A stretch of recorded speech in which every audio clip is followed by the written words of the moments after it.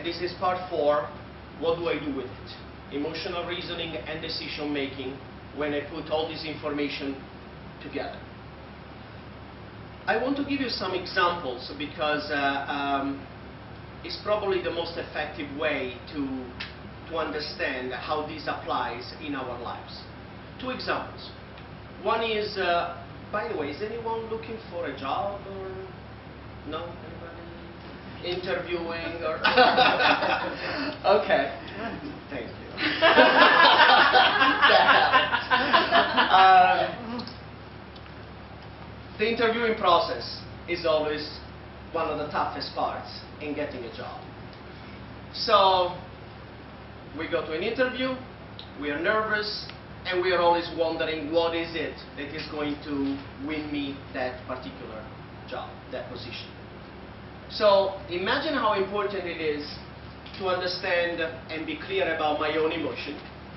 So of course I am concerned, I might be scared, I might be apprehensive, and what about their emotions?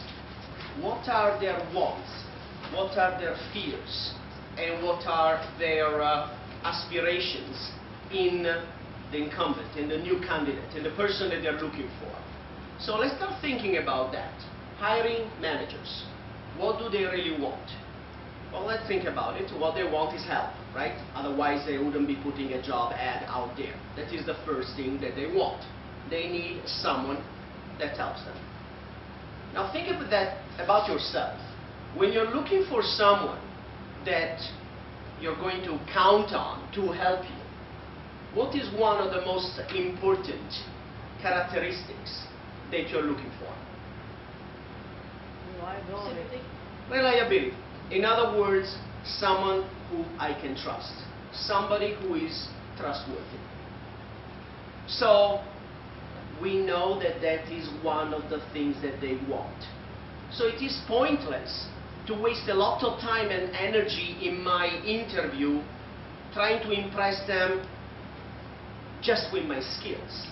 Yes, those are important. I have to show that I can do the job. But more important than that is to transmit the concept, the feeling, yes, I can be trusted. What else do they want? They want someone that can help them and make their life easier, right? Because they want to avoid the things that they don't like to do and move on to things that they like to do better. So, given that, if I can show that I have a desire to help them do that, I often recommend my clients that are going through a career coaching, ask them, the ideal candidate, how would that person help you the most? What can I do to alleviate your everyday burden? What are the things that you can delegate to me that I can take on and you don't have to? Those are good questions. Those are the kind of questions that add to my value as a candidate for that interview. Also, what else? What other worries, emotions, emotional questions that they have? Well, here are some basic ones. Will my boss like you? Because if I choose you and my boss doesn't like you, I'm in trouble, right? Will my team like you?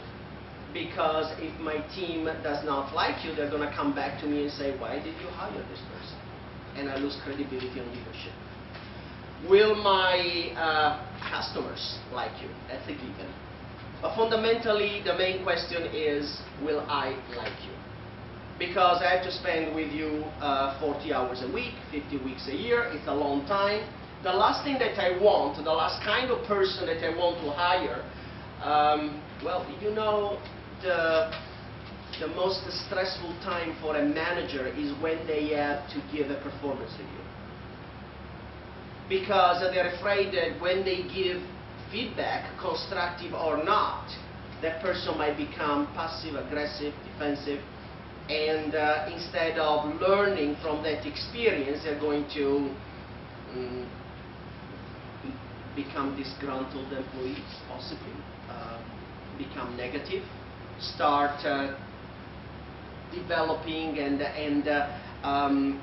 disseminating complaints with all the other employees. That is a big fear that hiring managers do have.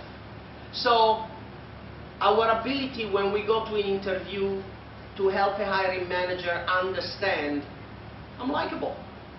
You like me, your customers will like me. Let me talk to you, the other team members. I'd love to meet them, tell them about myself and how I will be able to help them.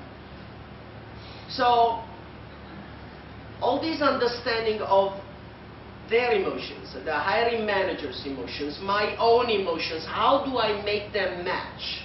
How do I make the most value out of that? Is extremely powerful.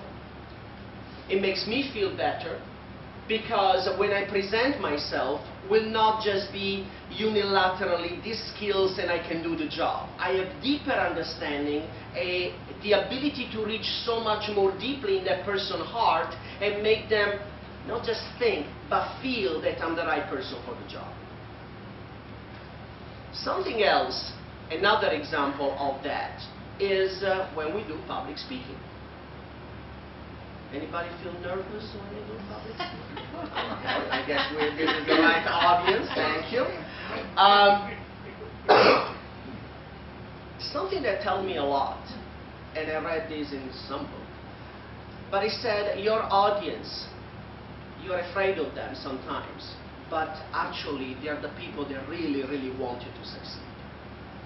And you know that, because when you pay attention to a speaker, you probably have had the experience of facing some speakers that were not so good and were struggling. How did you feel as audience?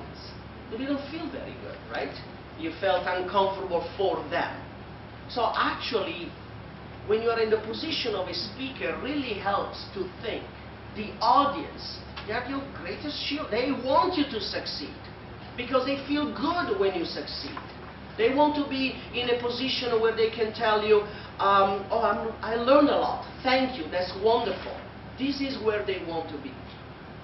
So that understanding of our own fears, but especially of what our audience wants, can really make a big difference in the actions that we take, our reasoning, and the decision-making process that makes us most successful.